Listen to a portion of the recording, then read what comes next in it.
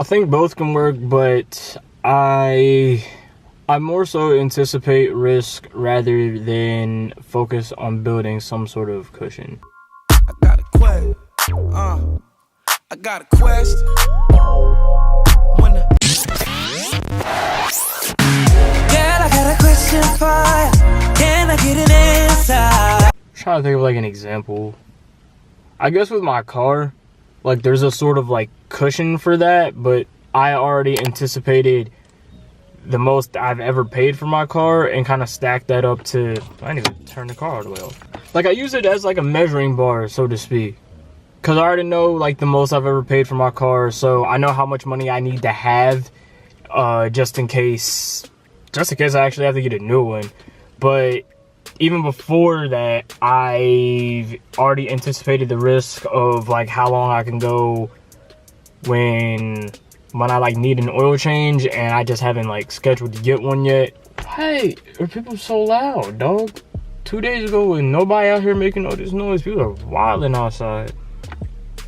And all these seagulls is in the background chilling. You can't see them because the light, but there's like 50 seagulls having a meeting. Like fiscally, I sort of just avoid certain things that I know could like cost money, or I'm always ready for something to happen.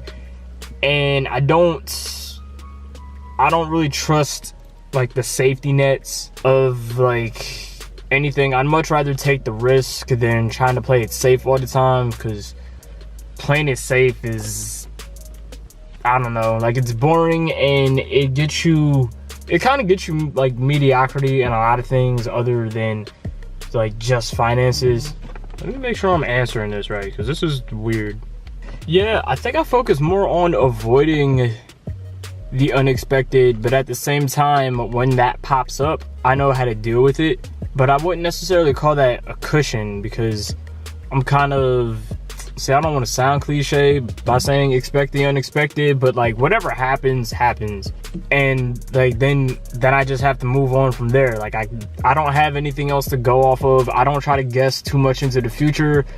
I like try to mentally prepare myself for as much as possible, and like financially prepare myself for as much as possible, but there's only so much you could do. So I don't really focus on cushioning the blow if you could just like get out of the way altogether. Like in Muay Thai, I'd much rather duck an elbow or get out of the way of a knee or a kick than trying to eat the blow, because I know my body's durable enough to eat that blow. But at the same time, you're still getting hit. I'd rather not take a hit at all. And I understand why some people were just like, oh no, I would build a cushion, because you can see the unexpected, you just like hitting you every time. And if you're not strong enough, if your financial situation isn't strong enough to take a whole bunch of hits, like you're not going to be able to avoid it. So I get that, but I much rather, I see avoiding it altogether as the latter. And I've been on both sides of the fence. I can't really think of anything else. Like I could say more, but this only applies to finances, and like there's nothing complicated about my financial situation. I work like a typical 9 to 5. Like for certain things, I either like I just don't buy. I don't put myself in that position, for one, so I guess that counts as anticipating. I know what I can technically afford, I guess, and I know what I can't. Like I don't splurge on a whole bunch of stuff. The only thing that I buy that's sort of pricey is equipment just to make the videos, and that's pretty much it. I don't splurge on clothes or anything like that, because I know how much I make by the month, and it just wouldn't be smart for me to do that. And the only other thing is Instagram promos. That's it. It's just, I don't know, it's just real simple for me.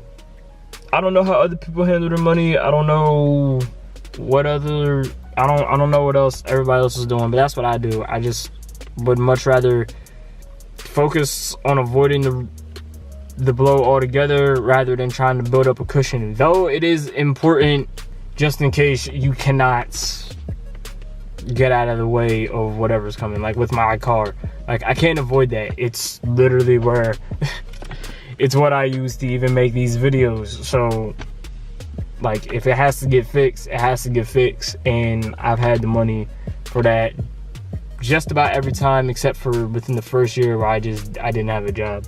That's it. Yep.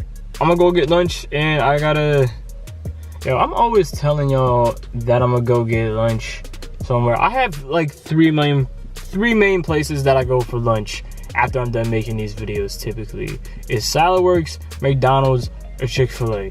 I don't know what else to say about avoiding the risk or cushioning yourself financially. I'm not a financial expert.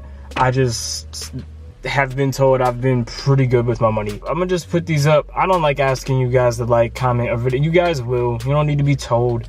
You guys are adults, even if you're like, I don't know. You see how bad I am at ending these videos? I have no idea how to close these things without sounding corny, cliche, or like I'm asking for too much. I just appreciate the support. Views, likes, comments, subscriptions always help, but the fact that I even have one person's attention is cool.